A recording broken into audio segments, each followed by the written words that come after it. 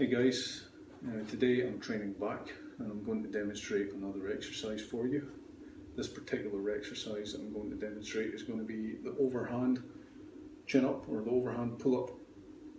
Now I'm going to be doing this on my power cage and I'm going to be using a bit of additional weight. So I've got my dip belt here. This is my Ironmind hip belt. Regular dipping belt will work just as good. Now I've got some plates here with a chain going through them to attach this additional weight.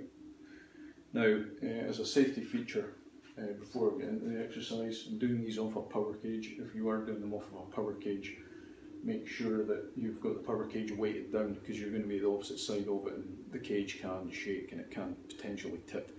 So always bear that in mind and put safety, put safety first.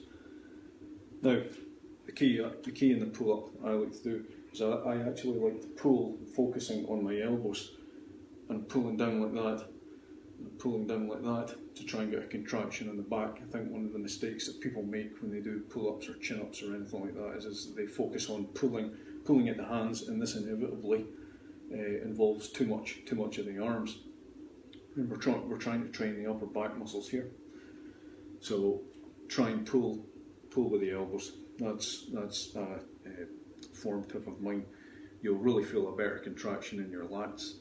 I appreciate it might take a little bit of practice, to be able to do this. It's not something that you can develop overnight, but that's just a tip.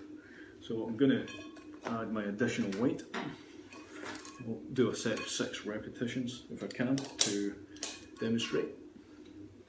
Now another piece of advice, only pull up as far as you feel comfortable.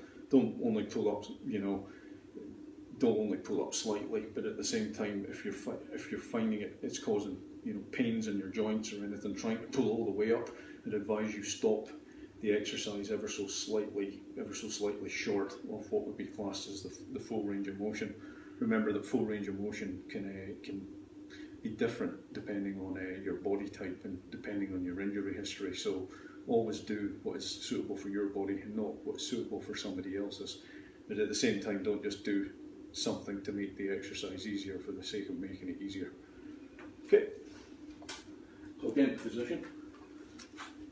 I'm going to use the overhand position as explained.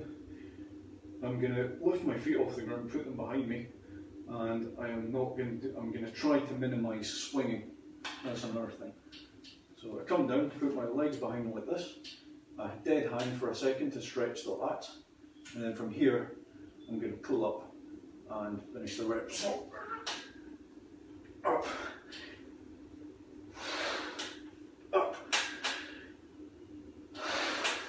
up, up, up, and one more.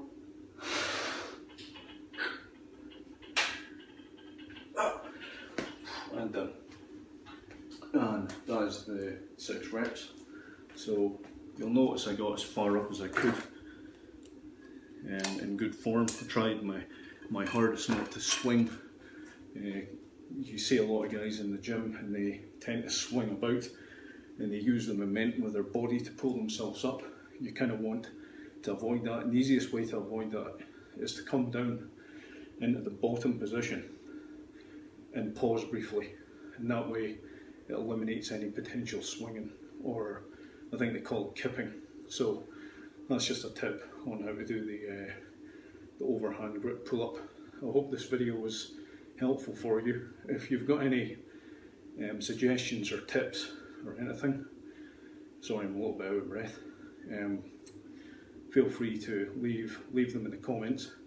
And if you want to know how to perform another exercise, you'd like to see a demonstration video, please feel free to message me in the comments or personal message me, asking, and I'll do my best to put up a video for you.